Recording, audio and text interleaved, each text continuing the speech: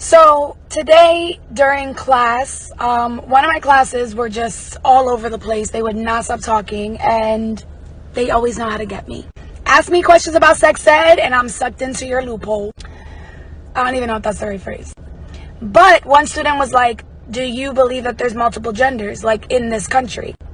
And I said, yeah, I mean, depending on where you live, there could be no genders, or there could be more than 3, depending on your culture and your society. In our society, I do believe that there are multiple genders.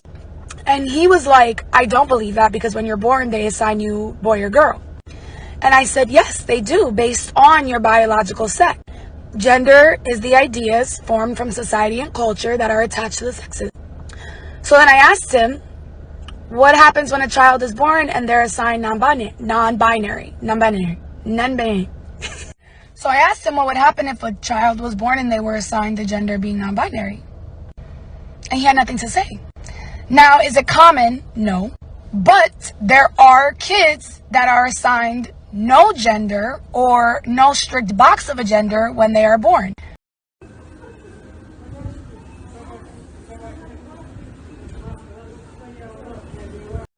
So it's always so interesting when you hear people talking about, oh, black folks can't swim, and it's like, that's because of racism and anti-blackness.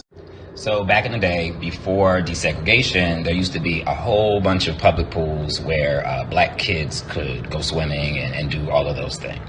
So after desegregation, you started to see all of these images popping up of white people pouring acid and snatching white kids out of pools where black people were in. Then there were stories of how a whole pool was drained because Sammy Davis Jr. got in it, and stories around Dorothy Dandridge, the scene from the movie where she stuck her toe in the pool and then they drained it. What they don't tell you is that after desegregation, they cemented in more than 2,000 swimming pools in the country, primarily in black neighborhoods. This was also the rise of country clubs, which became exclusive to whites only so that their kids could still learn how to swim. So when we see black folks drowning at 4 and 5 times the rate of white people, just know it is not by chance. It is all by design.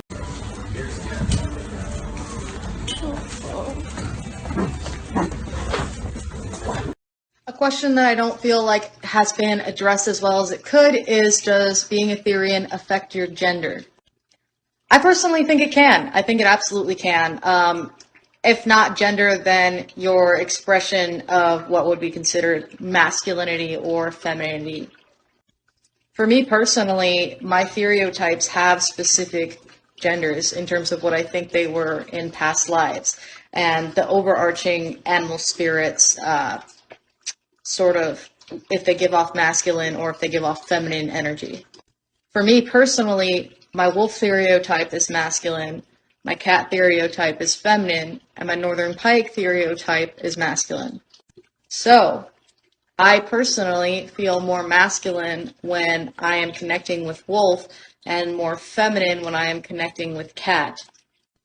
And when I say wolf and cat, I'm referring to the animal spirits themselves.